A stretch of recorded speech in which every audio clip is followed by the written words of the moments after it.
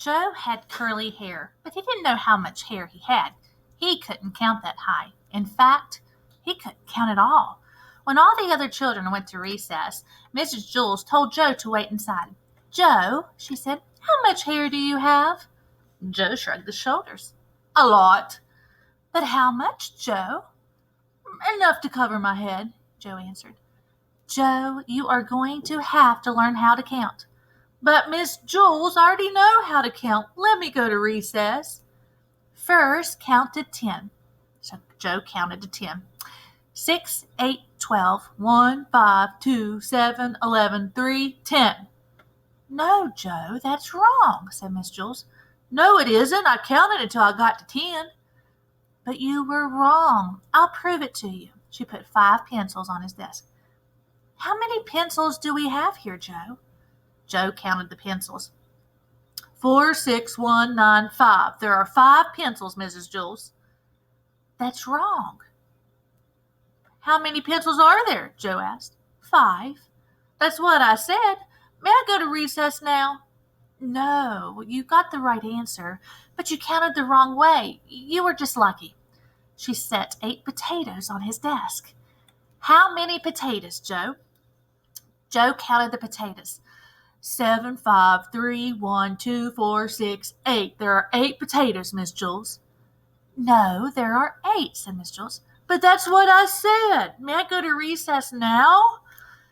"No, you got the right answer, but you counted the wrong way again." She put 3 books on his desk. "Count the books, Joe." Joe counted the books. 1,000, 1,000,000, 3. 3, Miss Jules. "Correct," said Miss Jules. "May I go to recess now?" "No." "May I have a potato?" "No, listen to me. 1, 2, 3, 4, 5, 6, 7, 8, 9, 10. Now you say it." 1, 2, 3, 4, 5, 6, 7, 8, 9, 10. "Very good." She put 6 erasers on his desk. "Now count the erasers, Joe, just the way I showed you." Joe counted the erasers.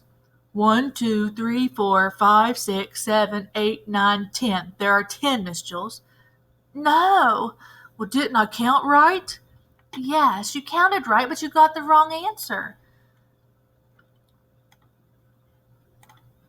"Well, this doesn't make any sense. When I count the wrong way, I get the right answer. When I count the right, I get the wrong answer." Mrs. Jules hit her head against the wall 5 times.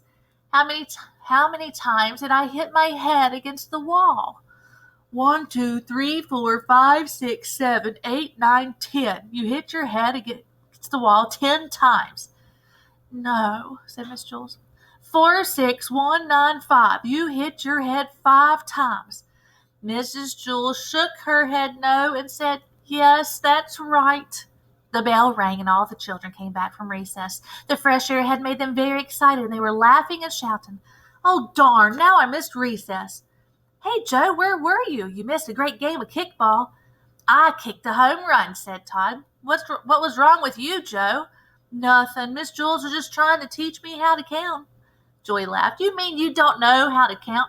"Counting is easy," said Marisia. Now, what's easy for you may not be easy for Joe, and what's easy for Joe may not be easy for you." "Nothing's easy for Joe. He's stupid," said Marisia.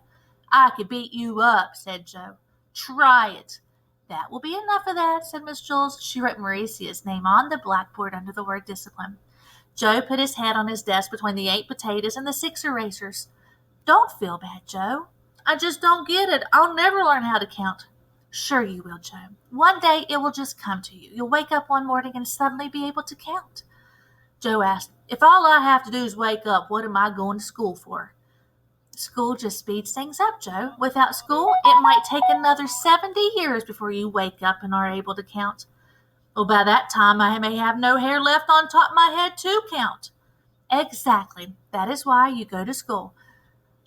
When Joe woke up the next day, he knew how to count. He had 55,006 hairs on his head, and they were all curly.